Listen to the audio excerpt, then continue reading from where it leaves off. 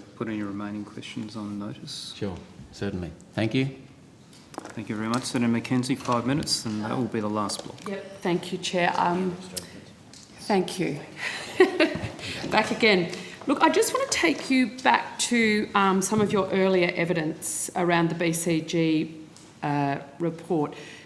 I mean, the press release from the shareholder ministers says this report was to inform the incoming chair. This is the 1st of November 2019. Now we're now, what, 12, 15 months down the track, and you're unable to use this report to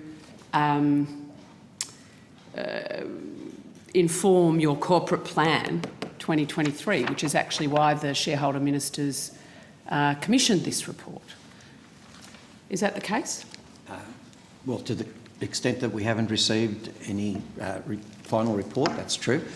We were able to benefit, however, in our ongoing discussion and dialogue while BCG was undertaking that review, gleaming as they sought information from us. We were able to glean information from them, primarily about benchmarking against what other postal services were doing around the world, and that certainly has been an input for us of value. But it hasn't been able to... But we've not seen the final report, so no. And so my question again goes to this review's recommendations and findings have been unable to inform you as incoming chair, 15 months ago, or the corporate plan as it was supposed to have done. Well, Senator, I think... I'm asking the chair...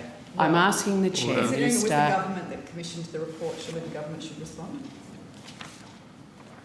I'm very happy to table the media release which said why the report was actually commissioned 15 months ago. It was to inform the Chair of Australia Post and to inform the corporate plan for Australia Post 2023. Well, it is now March 2021. The review was designed the Chair's Order. evidence by is in that the context final... Order. Senator McKenzie. Senator McKenzie. Strategies to deal with the Senator changes in McKenzie business and Minister, consumers. you will be silent. Talking over each other is unedifying and does not actually enhance the reputation of the Senate. Minister, please answer. Thank you.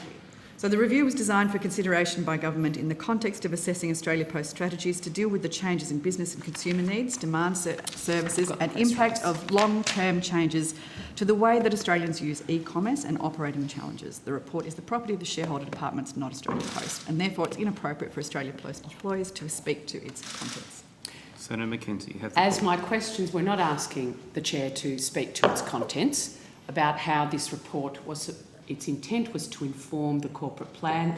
Because the government is refusing to release it, it is unable to do its perfunctory why it was actually commissioned in the first place. That's because Chair, it's still under can Cabinet consideration, Chair, Senator can I McKenzie. go to, just previously when we were going through that period of time of Christine Holgate being asked to stand aside following this review being announced, you said the shareholders contacted. How did the shareholders? How were you aware of the shareholders' decision to conduct a review? I was contacted by Minister Fletcher, I think I said Right, earlier. yep. It would have been after, as I said, after the Senate estimates hearings had concluded, but prior to question time. The Minister rang, asked if I'd heard the responses in Senate estimates. I said yes, I'd been listening, and then informed me that one, they would be, the shareholders through the departments would be conducting an investigation of the circumstances. Two, that Australia Post should support that investigation in whatever manner necessary. And three, that we should be seeking to stand Christine down during the CEO down during the course of this 4-week investigation. Right, so it was Minister Fletcher that asked Australia Post to stand Christina Holgate down whilst the investigation. Did Minister Fletcher follow up, and did you have any communication with shareholders following the investigation Following- to cease her employment? No, not in the slightest. In fact, the investigation had not completed. The reality is events were overtaken by Christine taking the position herself. Can I please just have Order. Order. Apologies. Ms Holgate then? Ms Holgate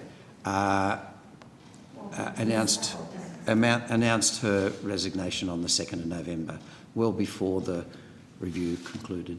And last question. Thank you, Senator McKenzie. And finally, I go to, I mean, you're going through this incredible amount of work to find a new CEO.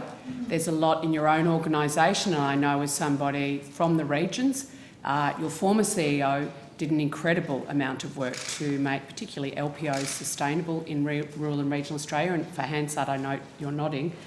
I have written to you about 8 weeks ago asking to ensure and give me a guarantee that a future CEO, one of those skill sets or experiences that you've got in your matrix is about the rural and regional component. I'll put all those questions on notice.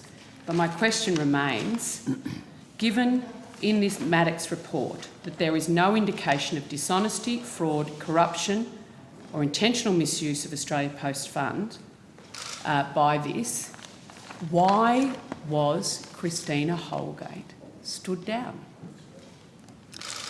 Ms Holgate was stood down to allow the search to take place, the investigation to take place over this 4-week period without any perceptions of interference during this And you stand by process. your earlier evidence that she resigned? Yes, she resigned. Okay. On the In 2nd writing? In writing, on the 2nd of November. And Thank we you, responded on Senator. the same date, confirming her resignation on the 2nd of November. Thank you. We will now conclude our examination of Australia.